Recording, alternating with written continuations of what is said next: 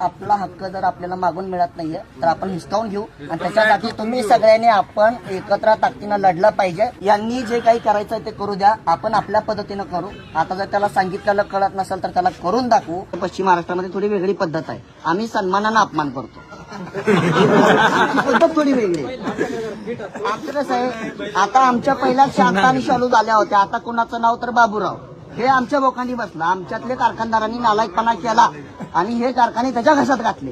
आमचा लढा पाठीमागची 8 वर्ष झालं या कारखानदारांच्या विरोधात सुरू आहे आणि हे गुन्हे दाखल होणं हे म्हणजे आपल्यासाठी सन्मान आहे, मेडल आहे। तुम्ही हक्कान दाखवा, पुरावा काय की मी शेतकऱ्यांसाठी लढलो, हे बघ माझ्यावरती झालेले आहे। चौकशी न करता गुन्हा दाखल झाला, तसं आपल्याला त्यांनी फसवून आमच्याकडे सांगितलं 3150 रुपये दर देतो। मी स्वतः ऊस उत्पादक आहे, तिथं 3150 जाहीर केला, त्यातले अजून 15 जानेवारी पासूनचे पुढचे ऊसाचे बिल अजून मिळालेलं नाही।